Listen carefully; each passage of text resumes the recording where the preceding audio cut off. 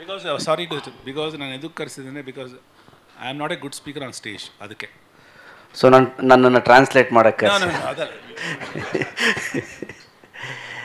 First of all ಒಂದು ವಿಷಯ ಹೇಳೋಕ್ಕೆ ಇಷ್ಟಪಡ್ತೀನಿ. ಇವತ್ತಿನ ನಮ್ಮ press meet or chit chat ಇಲ್ಲೆಲ್ಲ ಸೇರಿರೋದು ನನಗೆ ಪರ್ಸ್ನಲಿ ಭಾಳ ಖುಷಿ ಕೊಟ್ಟಿದೆ. ಇತ್ತೀಚೆಗೆ ಏನಾಗಿದೆ ಅಂದರೆ ಸಾಂಗ್ ರಿಲೀಸ್ ಅಂತ ಮಾಡ್ತೀವಿ, ನಮ್ಮ ಪಾಡಿಗೆ ನಾವು ಸ್ಟೇಜ್ ಮೇಲೆ ಮಾತಾಡ್ತೀವಿ, ಹೋಗ್ಬಿಡ್ತೀವಿ, ಈ ಥರ. ನನಗೆ ಇದು ನಾನು ಕರಿಯರಲ್ಲಿ ಫಸ್ಟ್ ಬಂದಾಗ ಒಂದು ಪ್ರೆಸ್ ಮೀಟ್ ಅಂತ ನಡೆದ್ರೆ ಒಂದು ಪಿನ್ ಡ್ರಾಪ್ ಸೈಲೆನ್ಸ್ ಇರ್ತಿತ್ತು, ಒಂದು ನಗು ಇರ್ತಿತ್ತು, ಪ್ರಶ್ನೆಗಳಿರ್ತಿತ್ತು.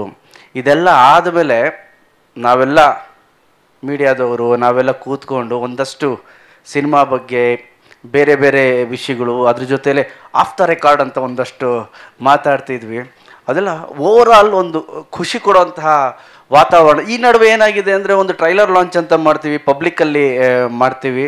ಪಬ್ಲಿಕ್ಕಲ್ಲಿ ನೀವು ಅಲ್ಲಿರ್ತೀರಿ, ನಾವು ಈ ಕಡೆ ಇರ್ತೀವಿ, ನಾವು ಬಂದು ಮಾತಾಡೋಕ್ಕಾಗಲ್ಲ. ನಮಗೊಂಥರ ಅನಿಸ್ತಾ ಇರುತ್ತೆ ನನಗೆ ಪರ್ಸ್ನಲಿ. ಈ ಥರ ಒಂದು ಪ್ರೆಸ್ ಮೀಟ್ ಮಾಡಬೇಕು ಅನ್ನೋದು. 2 ಸಾಂಗ್ ಆಗಿದ ತಕ್ಷಣ ನಾನು ನಮ್ಮ ಡೈರೆಕ್ಟರ್ ಸರ್ ಮಾತಾಡಿದ್ವಿ, ಇಲ್ಲ ಒಂದು ಗೆಟ್ ಟುಗೆದರ್ ಮಾಡೋಣ, ಮೋರ್ ದೆನ್ ಪ್ರೆಸ್ ಮೀಟ್.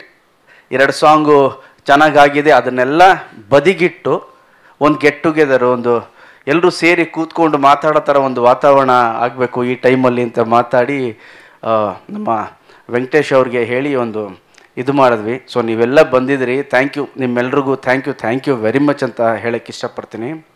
ಈ ಸಿನಿಮಾ ಮಾಡೋದಕ್ಕೆ ಮೂಲ ಕಾರಣನೇ ನಮ್ಮ ಡೈರೆಕ್ಟ್ರು ರಾಜು ಸರ್.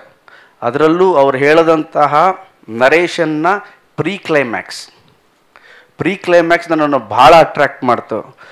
ಈ ಥರನೂ ಹೇಳ್ಬೋದಲ್ಲ ಈ ಕಥೆನ, ಎಲ್ಲ ಸೀರಿಯಸ್ಸಾಗಿ ಅಲ್ಲ, ಇದನ್ನು ಫನ್ನಿ ವೇಯಲ್ಲೂ ಹೇಳ್ಬೋದು ಅಂತ ಹೇಳ್ದಂಥವ್ರು. ನನಗೆ ಫಸ್ಟ್ ಇವ್ರು ಬಂದು ಶ್ರೀನಿವಾಸರಾಜು ಅವ್ರ ಕಥೆ ಹೇಳ್ತಾರೆ ಅಂದರು.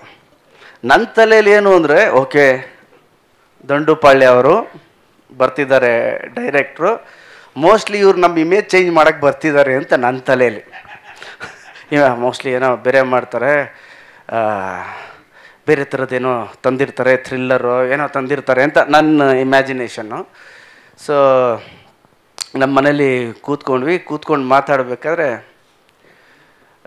ಸರ್ ಓಪನ್ ಮಾಡಿದ ಕೂಡಲೇ ಸಾಧು ಕೊಕ್ಕಿಲ್ ಅವರು ಬರ್ತಾರೆ, ಇದು ಬರ್ತಾರೆ, ಅದು ಬರ್ತಾರೆ, ಎಲ್ಲ ಆಯಿತು. ಅದಾದಮೇಲೆ ಸರ್ 8 ಜನ ಹುಡುಗಿರು ಬರ್ತಾರೆ ಅಂದರು. ಮೋಸ್ಟ್ಲಿ ಮರ್ಡರ್ ಮಾಡಿಸ್ಬೋದಾ ಇವ್ರು ನನ್ನ ಕೈಲೇ. ಬ್ಯೂಟಿಫುಲ್ 8 ಜನ ಹುಡುಗಿರು ಬರ್ತಾರೆ ಸರ್, ಸಾಂಗು ಸರ್ ಅಂದರು. ಇವ್ರು ಅಲ್ಲೇ ಕರ್ಕೊಂಡು ಹೋಗ್ತಿದಾರಲ್ಲ, ತಿರ್ಗಾ ಬೇರೆಯವರೆಲ್ಲ 1 ಹುಡುಗಿ 2 ಹುಡುಗಿ ಜೊತೆ ಡ್ಯಾನ್ಸ್ ಮಾಡಿಸ್ತವ್ರೆ, ಇವ್ರು ಅಷ್ಟಕ್ಕನ್ನೇರು ಅಂತ ಎಲ್ಲ ಕತೆ ಹೇಳಲಿಕ್ಕೆ ಶುರು ಮಾಡಿದ್ರು. ನಾನು ಕೇಳ್ದೆ ಅಯ್ಯೋ ಲವ್ ಸ್ಟೋರಿ ಏನು ಮಾಡೋದು ಅಂತ ಆ ಸಾಂಗ್ ನರೇಷನ್ ನಡಿಬೇಕಾದ್ರೆ ಹೋಗ್ತಾ ಆಫ್ಟರ್ ಒಂದು ಸಿನಿಮಾದ ನೀವು ನೋಡಿದ್ಮೇಲೆ ನಿಮ್ಮೆಲ್ರಿಗೂ ಗೊತ್ತಾಗುತ್ತೆ, ಸಿನಿಮಾದ ಒಂದು 12ನೇ ನಿಮಿಷ 15ನೇ ನಿಮಿಷ ಆದಮೇಲೆ ಒಂದು ಟರ್ನ್ ತೊಗೊಳುತ್ತೆ ಸಿನಿಮಾ. ಅಲ್ಲಿ ನಮ್ಮ ಡೈರೆಕ್ಟ್ರ್ ಕಾಣಿಸ್ತಾರೆ. ಅಂದರೆ ಫ್ಯಾಮಿಲಿ ಡ್ರಾಮಾನು ಈ ಒಂದು ಸ್ಕ್ರೀನ್ ಪ್ಲೇಯಲ್ಲಿ ಹೇಳ್ಬೋದು ಅಂತ ನಮ್ಮ ಡೈರೆಕ್ಟ್ರು ಮಾಡಿದ್ದಾರೆ. Hats off to him. ನನ್ನನ್ನು ತುಂಬ ಚೆನ್ನಾಗಿ ಯೂಸ್ ಮಾಡ್ಕೊಂಡಿದ್ದಾರೆ. ನಿಜ ಹೇಳ್ತೀನಿ, ನಾನು ನಿಮಗೆ ಗೊತ್ತು, ಸುಮಾರು ಜನ ಡೈರೆಕ್ಟರ್ಸ್ ಜೊತೆ ಕೆಲಸ ಮಾಡಿದ್ದೀನಿ. I think one of the best ನಾನು ಮಾಡಿರೋದರಲ್ಲಿ ನಮ್ಮ ಶ್ರೀನಿವಾಸರಾಜು ಅವರು. ಅವ್ರು ಹೇಳ್ತಾರೆ, ಸರ್ ನಾನು ಇನ್ನೂ ನಿಮ್ಮಲ್ಲಿ ಪೊಟೆನ್ಷಿಯಲ್ ತೆಗಿಬೇಕು ಅಂತ. ನಾನು ಹೇಳಿದೆ, ಸರ್ ವರ್ಷಕ್ಕೊಂದು ತಗೊಂಬಿಡಿ ಸರ್ ಅಂತ. ವರ್ಷಕ್ಕೊಂದು ತಗೊಂಬಿಡಿ ಸರ್. ಬಿಕಾಸ್ ನನಗೆ ಎಷ್ಟು ಕಂಫರ್ಟೇಬಲ್ ಆಯಿತು ಅಂದರೆ, ಈ ಸಿನಿಮಾ ಮಾಡಬೇಕಾದ್ರೆ ಪ್ರೊಡ್ಯೂಸರ್ಗೂ ಹ್ಯಾಟ್ಸ್ ಆಫ್ ಅಪ್ಪ. ಅವರು ಸಾಂಗ್ ಶೂಟ್ ಮಾಡಬೇಕಾದ್ರೆ ಸಿಕ್ಕಿದ್ರು, ಬಂದರು, ಎಲ್ಲ ನೋಡಿದ್ರು, ಹೀಗೆಲ್ಲ ನೋಡಿದ್ರು. ನಾವೊಂದು 600-700 ಜನ ಇದ್ದೀವಿ ಸರ್, ಡ್ಯಾನ್ಸರ್ಸು ಅವರು ಇವರೆಲ್ಲ ಸೇರಿ ಕನಕಪುರ ರೋಡ್ ಹತ್ರ ಒಂದು ರೆಸಾರ್ಟಲ್ಲಿ ಶೂಟ್ ಮಾಡ್ತಿದ್ವಿ. ಒಂದು 600-700 ಜನ ಇದ್ದೀವಿ. ಬಂದರು, ಇವರಿಬ್ಬರೇನೋ ಮಾತಾಡ್ತಿದ್ದಾರೆ. ಬಂದು ಕೇಳಿದೆ, ಏನು ನಡೀತಾ ಇದೆ? ಅಲ್ಲ, ನಾನು ಹೇಳ್ತಾ ಇದ್ದೀನಿ, ಸ್ವಲ್ಪ ಕಮ್ಮಿ ಆದರೆ ಜಾಸ್ತಿ ಹಾಕ್ಕೊಳ್ಳಿ ಅಂತ. ನನ್ನ ಕರಿಯರಲ್ಲಿ ಗಾಳಿಪಟ 2 ಒಂದು ದೊಡ್ಡ ಬಜೆಟ್ನ ಸಿನಿಮಾ ಆಗಿತ್ತು. ಕೃಷ್ಣಂ ಪ್ರಣಯ ಸಖಿ ಗಣೇಶನ ಕರಿಯರ್ನಲ್ಲಿ ದೊಡ್ಡ ಬಜೆಟ್ ಸಿನಿಮಾ. ಅಷ್ಟು ಬಜೆಟು ನಮ್ಮ ಮೇಲೆ ಹಾಕಿದ್ದಾರೆ.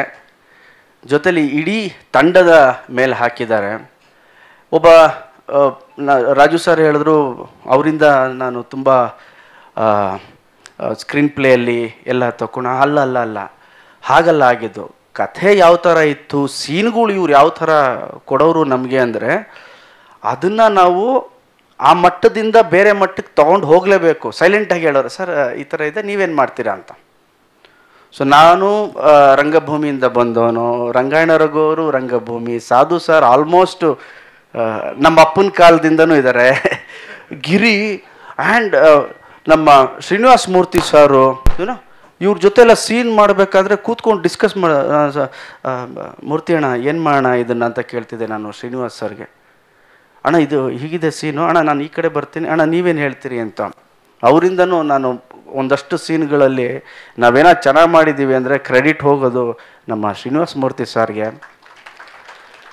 ರಂಗಾಯಣ ರಘು ಅವ್ರಿಗೆ, ಸಾಧು ಅವ್ರಿಗೆ, ಗಿರಿ ಅವ್ರಿಗೆ, ಇವ್ರಿಗೆಲ್ಲ ಕ್ರೆಡಿಟ್ ಹೋಗಬೇಕು ಇಡೀ ಸಿನಿಮಾ ನನ್ನ ಮತ್ತು ಡೈರೆಕ್ಟರ್ದಲ್ಲ. ಬಿಕಾಸ್ ಯಾವುದೇ ಒಂದು ಸೀನ್ ಆಗಿರ್ಬೋದು ಅದನ್ನು ಪರ್ದೆ ಮೇಲೆ ಕಲಾವಿದರು ಚೆನ್ನಾಗಿ ಮಾಡಿದ್ರೇ ಚೆನ್ನಾಗಿ ಅನ್ಸೋದು.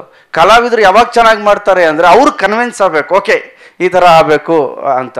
ಸೊ ಹೋಲ್ ಸಿನಿಮಾವಾಗಿ ನೋಡಬೇಕು ಅಂದರೆ ವಂಡರ್ಫುಲ್ ಫ್ಯಾಮಿಲಿ ಡ್ರಾಮಾ, ಸ್ವಲ್ಪ ನಮ್ಮ ರಾಜು ಸರ್ ಫ್ಲೇವರು ಇದೆ, ಸ್ವಲ್ಪ ಥ್ರಿಲ್ಲರು ಇದೆ, ಸಸ್ಪೆನ್ಸು ಇದೆ.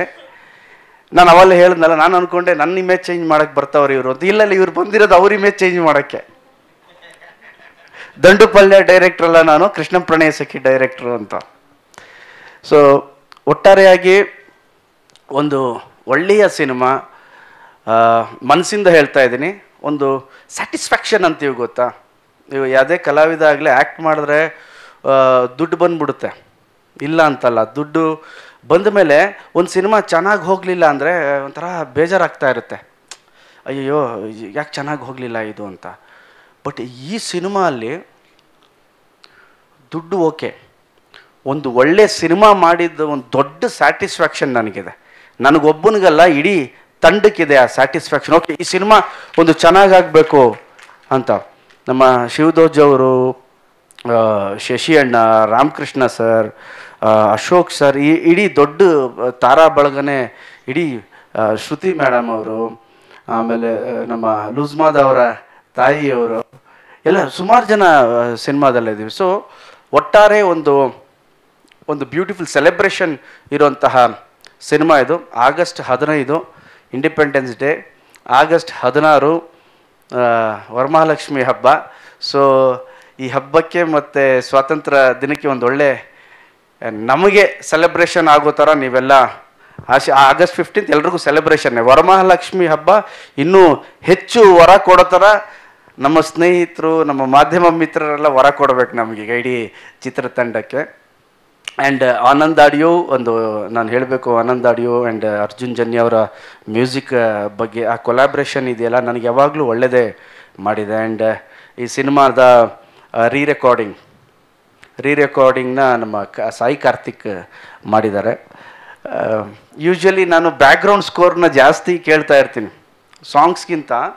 ಬ್ಯಾಕ್ಗ್ರೌಂಡ್ ಸ್ಕೋರ್ ಅಂದರೆ ನನಗೆ ಅದೇನೋ ನನಗೆ ಚಿಕ್ಕವನಿಂದನೂ ಒಂಥರ ಹುಚ್ಚು. ನೀವು ಯಾವುದಾದ್ರೂ ಸಿನಿಮಾ ಹೇಳಿದ್ರೆ ನಾನು ಬ್ಯಾಕ್ಗ್ರೌಂಡ್ ಸ್ಕೋರ್ ಹೇಳ್ತೀನಿ. ವಡು ವಡು ವಡು ವಡುಡ್ಡು ಅಂತ ಹಂಸಲೇಖ ಅವ್ರದ್ದು ಬಂದ್ಬಿಡುತ್ತೆ ಬ್ಯಾಕ್ಗ್ರೌಂಡ್ ಸ್ಕೋರು. ಇಲ್ಲ ಚೈತ್ರದ ಪ್ರೇಮಾಂಜಲಿ ಸಿನಿಮಾ ಅಂದಿದ ತಕ್ಷಣ ಕಾವೇರಿ ತೀರದಲ್ಲಿ ಮುಂಗಾರಿಗೆ ಆ ಸಾಂಗ್ ಬರ್ತಾ ಇರುತ್ತೆ.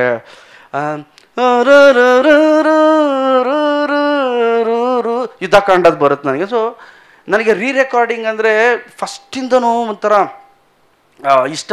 ಓಕೆ ಒಂದು ಹಿಡಿದಿಟ್ಕೋಬೋದು ಆಡಿಯನ್ಸ್ನಾದ. ಈ ಸಿನಿಮಾದ ರೀರೆಕಾರ್ಡಿಂಗ್ ನಾನು ಸಿನಿಮಾ ಡಬ್ಬಿಂಗ್ ಆಗಿದ ತಕ್ಷಣ ರಾಜು ಸರ್ ಈ ರೀರೆಕಾರ್ಡಿಂಗ್ ನೋಡಿ ಹಿಂಗೆ ಮಾಡ್ಸೋಣ ಅಂತ ನಾನು, ಸರ್ ಇದಕ್ಕೊಂದು 60 ವೈಲಿನ್ ಹಾಕಿದ್ರೆ ಚೆನ್ನಾಗಿ ಹಿಂಗೆ ಬರ್ಬೋದು ಸರ್ ಅಂತ ನಾನು. ಈ ಮನುಷ್ಯ ಹೋಗಿ 250 ವೈಲಿನ್ ಹಾಕ್ಸಿ ಮಾಡಿಸಿದ್ದಾರೆ. ಕೇಳಿ ಸರ್ ಅಂತ ಇವತ್ತು ಬೆಳಿಗ್ಗೆ ನನಗೆ ಕಳಿಸಿದ್ರು ರೀರೆಕಾರ್ಡಿಂಗ್ ಬಿಟ್ಟು. ಸರ್ ಇದೊಂದು ಫೀಲ್ ಆಫ್ ದ ಮೂವಿ ನೀವೊಂದ್ಸಲಿ ಕೇಳಿ ಅಂತ. ನಾನು ಕಳಿಸಿ ಅಂತ ಇವರು ಕಳೆದ 15 ದಿನದಿಂದ ಕಳಿಸ್ತೀನಿ ಅಂತ ಕಳಿಸಿಲ್ಲ. ನಾನು ಹೇಳಿದೆ ಯಾಕೆ ಸರ್ ಕಳಿಸ್ತಿಲ್ಲ ನೀವು? ಇಲ್ಲ ನಿಮ್ಗೊಂದು ಸರ್ಪ್ರೈಸ್ ಇರಲಿ ಸಿನಿಮಾಲ್ ನೋಡಿ. ನಾನು ಇಲ್ಲ ಸರ್ ಒಂದ್ಸಲಿ ಕಳಿಸಿ ಸರ್ ಅಂತ ನನ್ನ ಮೊಬೈಲಲ್ಲಿ ತೋರಿಸ್ತೀನಿ. ಆ ರೀರೆಕಾರ್ಡಿಂಗ್ನ ನಾನು ಕಳಿಸ್ದೆ ಅವ್ರಿಗೆ. ಇಟ್ಸ್ ಇನ್ ಲೂಪ್ ಅಂತ ಕಳಿಸ್ದೆ. ಇವ್ರು ಕಳಿಸಿದ್ರು no it's not from loop ಅಂತ. ಅಂದರೆ ಲೂಪ್ ಅಂತ ಸ್ಟುಡಿಯೋ ಇದೆಯಲ್ಲ, ನಾನು ಇದನ್ನು ಲೂಪಲ್ಲಿ ಕೇಳ್ತಾ ಇದ್ದೀನಿ ಅಂದೆ. ಸೊ ಆ ಥರ ರೆಕಾರ್ಡಿಂಗ್ ವೈಸ್ ಆಗಿರ್ಬೋದು, ಮ್ಯೂಸಿಕಲಿ ಆಗಿರ್ಬೋದು, ಭಾಳ ಚೆನ್ನಾಗಿ ಬಂದಿದೆ ಸಿನಿಮಾ. ಪರ್ಸ್ನಲಿ ಎಲ್ರಿಗೂ ಈ ಸಿನಿಮಾ ಖುಷಿ ಕೊಡುತ್ತೆ ಅನ್ನೋ ಒಂದು 100% ಗ್ಯಾರಂಟಿ ನಮಗಿದೆ. ಆ್ಯಂಡ್ ಸಿನಿಮಾಲಿ ಮಾಡಿರ್ತಕ್ಕಂಥ ಎಲ್ಲ ಕಲಾವಿದರು ಅದ್ಭುತವಾಗಿ ಮಾಡಿದ್ದಾರೆ. ಮಾಳವಿಕ ಅವರು, ನಮ್ಮ ಶರಣ್ಯ ಅವರು, ಎಲ್ಲರೂ ಹೋಲ್ ಸಿನಿಮಾ ತುಂಬ ಚೆನ್ನಾಗಿ ಮಾಡಿದ್ದಾರೆ. ಎಲ್ರಿಗೂ ಒಳ್ಳೆಯದಾಗಲಿ, ಅವ್ರಿಗೂ ಒಳ್ಳೆಯದಾದರೆ ನಮಗೂ ಒಳ್ಳೆಯದಾಗುತ್ತೆ ಡೈರೆಕ್ಟ್ರೆ. ಅದಕ್ಕೆ ನೀವೆಲ್ಲರೂ ಸಪೋರ್ಟ್ ಮಾಡಿ. ಆ್ಯಂಡ್ ಆಗಸ್ಟ್ 15ಕ್ಕೆ ನಮ್ಮ ಸಿನಿಮಾ ರಿಲೀಸ್ ಆಗ್ತಾ ಇದೆ. ದಯವಿಟ್ಟು ಎಲ್ಲ ಪ್ರೇಕ್ಷಕರು ಬಂದು ಹೆಚ್ಚೆಚ್ಚಾಗಿ ಸಿನಿಮಾ ನೋಡಿ ಆಶೀರ್ವದಿಸಿ. ಆ್ಯಂಡ್ ನನಗೆ ರಾಜು ಅವರು ಒಂದು ಪ್ರಾಮಿಸ್ ಮಾಡಿದ್ದಾರೆ, ಆಗಸ್ಟ್ 15ಕ್ಕೆ ಏನೋ ಒಂದು ಸರ್ಪ್ರೈಸ್ ಇದೆ ಸರ್ ನಿಮಗೆ ಅಂತ. ಆ ಸರ್ಪ್ರೈಸು ಮನೆಗೆ ಟಿಕೆಟ್ ಕಟ್ಸೋದು ಇಟ್ಕೋಬೇಡಿ, ಏನಾದರೂ ಅಡ್ವಾನ್ಸ್ ಕೊಡೋ ಥರ ಇಟ್ಕೊಳ್ಳಿ. ಆ್ಯಕ್ಚುಲಿ